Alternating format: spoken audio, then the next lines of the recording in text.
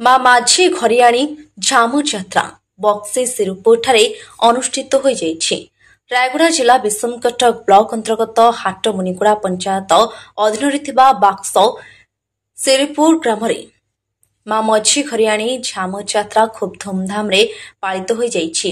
ଏହି ପୂଜାରେ ମୁଖ୍ୟ ପୂଜକ ଶ୍ରୀ ପୀତାମ୍ବର ସାରକା ପି କମଳାମଣିଙ୍କୁ ମା ମାଝୀ ଘରିଆଣୀ କାଳିସୀ ଲାଗିବା ପରେ ସେମାନେ କଣ୍ଟାଦୋଳିରେ ଝୁଲିବା ସହ ଭକ୍ତମାନଙ୍କ ମନବାଞ୍ଛା ପୂର୍ଣ୍ଣ କରିବା ସହିତ ଅଗ୍ନିରେ ପରୀକ୍ଷା ଦେଇଥାନ୍ତି। ଏହି କାର୍ଯ୍ୟକ୍ରମରେ ସହଯୋଗ କରିଛନ୍ତି ଭକ୍ତବୃନ୍ଦ ଅକ୍ଷରଣା ନିରଞ୍ଜନ ଗୌଡ଼, ଦିଲ୍ଲୀପ ପାଣ୍ଡି, ଋଷି ରଣା, ଘନଶ୍ୟାମ ବେହେରା, ପୁଲିକ ରଣା, ସୁଦର୍ଶନ ରଣା, ସରୋଜ ଶତାବ୍ଦୀ, ପ୍ରଶାନ୍ତ ରଣା, ବ୍ରଜ ରଣା, ଅଜିତ ରଣା, ବିରାଟ ପାଣିଚନି, ମେଘନାଥ କିନିଡ଼ି, ପ୍ରତିମା ତୁଲ, ଅନିତ ପିଡ଼ିକାକା, ସରସ୍ୱତୀ ସାହୁକା, ରାମଦାସ ଉଲ୍ଲାକା ଓ ଗ୍ରାମର ସମସ୍ତ ବାସିନ୍ଦା ଆଖପାଖ ଅଞ୍ଚଳରୁ ଭକ୍ତମାନଙ୍କ ସମାଗମ ଦେଖିବାକୁ ମିଳିଛି।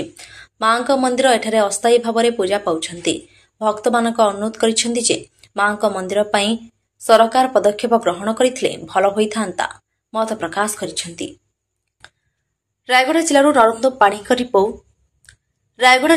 ନରୋତ୍ତମ ପାଢ଼ୀଙ୍କ ରିପୋର୍ଟ, ଚକ୍ରବ୍ୟୁହ ନ୍ୟୁଜ୍।